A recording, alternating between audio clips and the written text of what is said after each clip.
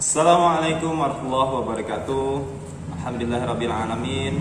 Wassalatu wassalamu ala sayyidina Muhammadin wa ala alihi wa sahbihi rasulillahi ajma'in. Rabbi shrah li sadri wa yassir li amri wahlul 'uqdatam min lisani yafqahu qawli, amma ba'du. Anak-anak Bapak, anak-anak kelas 2 yang Bapak sayangi, pada kesempatan ini maafkan Bapak karena memang kemarin itu Bapak pikir kita jadi masuk, ternyata masih ditunda. Maka dari itu pada kesempatan kali ini kita akan coba masuk pada materi di semester 2. Bapak mengambil materi ini dari buku paket Ananda, karena dari buku paket Ananda sendiri sebenarnya sudah cukup lengkap ini. Jika biasanya Bapak mengambil banyak daripada buku pegangan Bapak, tapi kali ini sepertinya yang di buku Ananda ini cukup jelas dan cukup lengkap.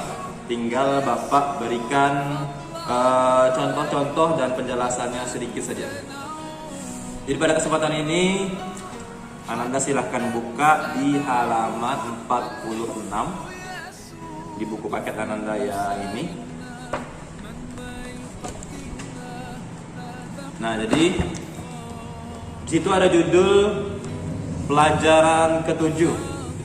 Aku bisa membaca bacaan Al-Qamariyah dan Asy-Syamsiyah. Nah, di situ maksudnya adalah bacaan Alif Lam Qamariyah dan bacaan Alif Lam Syamsiyah. Dimana kalau Ananda cermati di bawahnya lagi itu ada gambar matahari dan bulan. Di mana matahari itu bahasa Arabnya adalah Asy-Syamsu. Sedangkan bulan adalah Al-Qamaru. Nah, dari letak bacaan ini saja kita sebenarnya sudah bisa membedakan apa yang dimaksud dengan Alif Lam Qamariyah dan Alif Lam Syamsiyah. Cuman sebelum kita masuk ke situ, silakan Ananda lihat lagi di halaman 47. Nah, di situ dijelaskan yang pertama kali adalah Al-Qamari, ya, atau Alif Lam yang diberi ciri-ciri bertanda sukun di atas huruf lamnya. Nah, kita lihat di situ ada pengertiannya. Pengertiannya adalah Alif Lam yang dibaca jelas bila bertemu dengan salah satu huruf Al-Qamari. Tanda-tandanya atau ciri-cirinya di sebelahnya ada tanda sukun setelah Alif Lam. Nah, sebenarnya bukan setelah Alif Lam. Tanda sukunnya itu pas atau bertepatan di atas huruf lamnya, ya. Itu nanti akan Bapak beri catatan apa yang perlu Anda catat. Sekarang Anda perhatikan dulu, Anda dengarkan dulu. Lanjut, sebelahnya lagi adalah huruf-hurufnya. Ya, kalau di buku paket Ananda itu terbalik itu. Dia percetakannya salah ngasih posisi. Ada 14 huruf. Ya. Yang pertama hamzah, ba, jim, ha, kha, ain, ghin, fa, qaf, kaf, mim, waw, ha, dan ya. Dari 14 huruf ini, ketika dia bertemu dengan huruf Alif Lam pada permulaannya, maka terjadilah seperti dicontoh di sebelahnya itu. Ada tulisan Al-Qamaru. Nah, Al-Qamaru di situ tulisannya dibaca dengan sama seperti tulisannya Al-Qamaru. Al-Qamaru. Ya, jadi bukan Ak-Qamaru. Ketika dia nanti bertemu di Syamsiyah, nah kita buka yang di Syamsiyah, di sebelahnya halaman 48. Syamsiyah pengertiannya adalah bunyi Alif Lam yang dimasukkan ke dalam huruf sesudahnya, yaitu salah satu huruf Alif Lam Syamsiyah yang ada 13 itu, maka dibaca melebur atau tidak jelas. Kalau Syamsiyah, kalau Al-Qamariyah jelas, kalau Asy-Syamsiyah melebur. Jadi alnya tidak dibaca al. Dengan kata lain, lamnya dianggap tidak dibaca, langsung melompat ke huruf sesudahnya. Kenapa? Karena dia berciri-ciri. Ya, lihat sebelahnya lagi tuh. Huruf-hurufnya ada 13, ada sin, dal, zal, ra, zai, sin, shin, shod, dot, to, zo, lam, dan nun. Nah, ciri-cirinya dialah ada tanda tasydid setelah huruf alif lam. Nah, ini baru pas setelah huruf alif lam.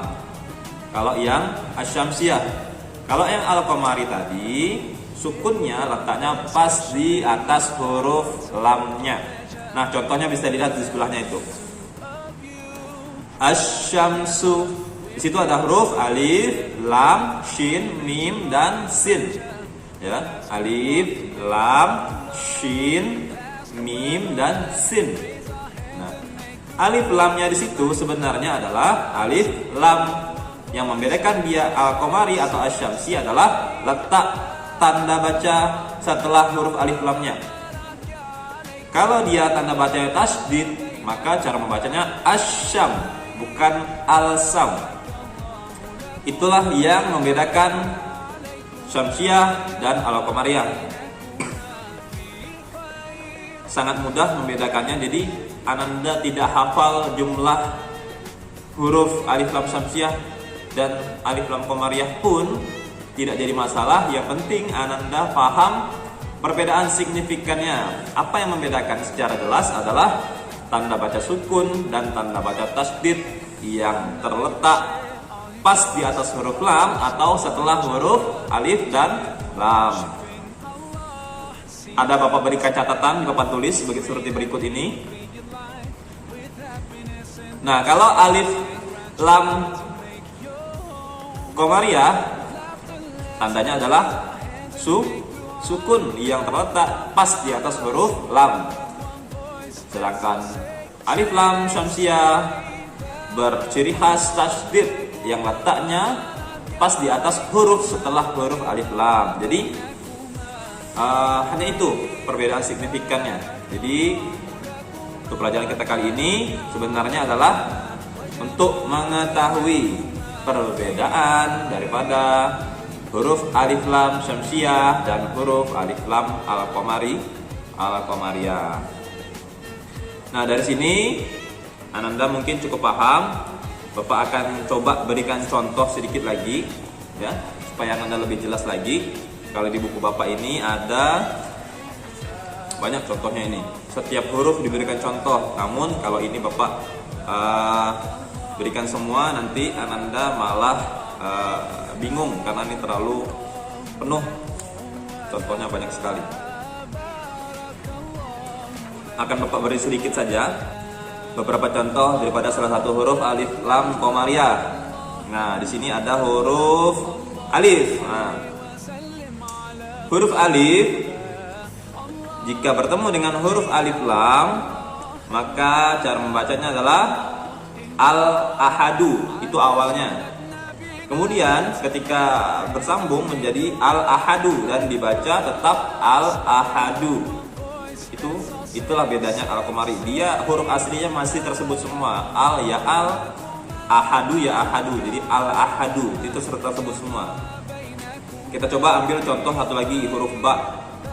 Huruf alif lam bersambung atau bertemu dengan huruf ba, maka seperti berikut ini. Al bertemu dengan baitu menjadi al-baitu, dibaca al-baitu. Jadi semua huruf aslinya tetap dibaca jelas al-baitu, bukan ab-baitu. Ya, al-baitu. Sebagaimana ngaji biasanya, ya. Mungkin Ananda sudah pernah atau sudah tahu cara membacanya, hanya saja selama ini tidak tahu kalau ternyata hukum bacaan itu adalah hukum bacaan alif lam syamsiyah dan hukum bacaan alif lam al-qamariyah.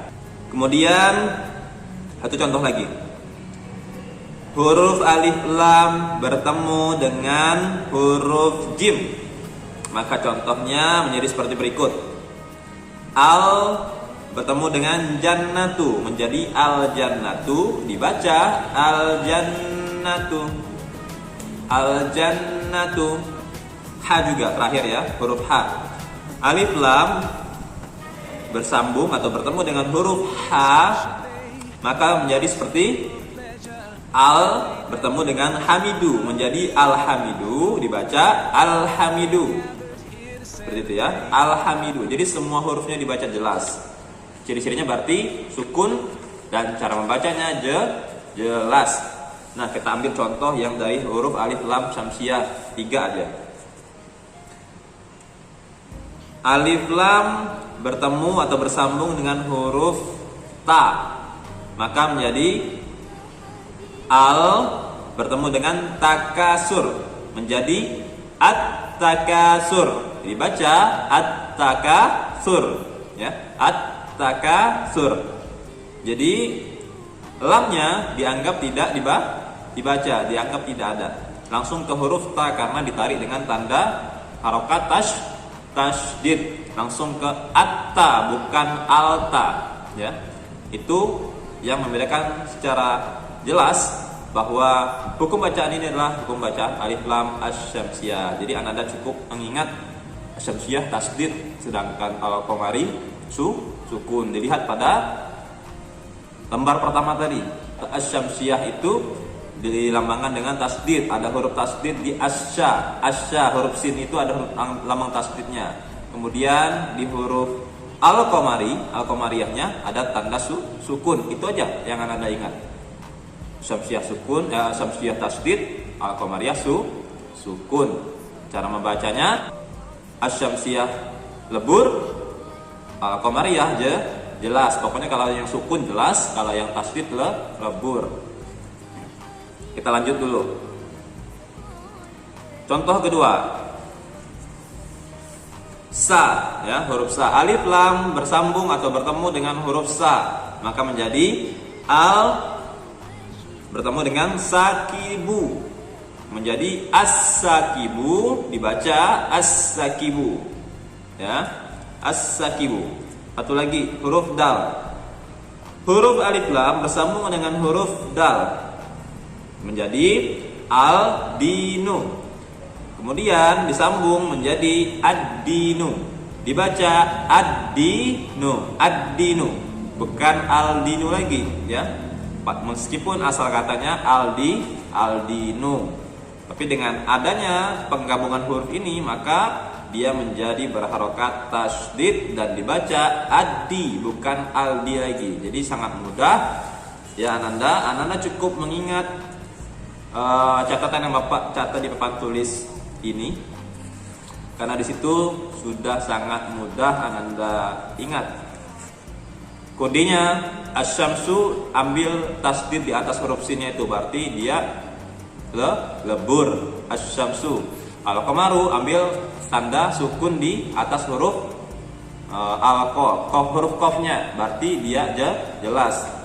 Berarti yang ada tanda tasydid syamsiyah, yang ada tanda sukun al-qamariyah, itu aja bedanya. Mungkin Anda itu dulu. Jadi yang perlu Anda catat adalah yang ada di buku paket Ananda yang tadi, yang sudah Bapak gambarkan. Yang ini ya, yang ini catat. Kemudian satu lagi yang asy-syamsiyahnya, kemudian yang ada di papan tulis yang Bapak catatkan. Buku yang ada sama Bapak silakan diambil di lokal 64 di atas dekat angka tempat biasa, karena di pos 8 sudah terlalu ramai. Bukunya Bapak letak di luar kelas, di depan kelas. Sudah ada hand sanitizer, silakan cuci tangan dulu. Buku saya minta tolong catatan khusus catatan, latihan khusus latihan. Kalau latihan sama PR gabungin, tapi kalau catatan jangan digabungin ya. Jadi tolong perhatikan, ketika ini saya berikan catatan dibuatnya. Nanti setelah 3 kali saya memberikan catatan, yang keempat kalinya saya memberikan latihan, baru dibuat di buku latihan. Dan untuk kali ini catatannya tidak usah langsung dikumpulkan, silakan simpan saja dulu.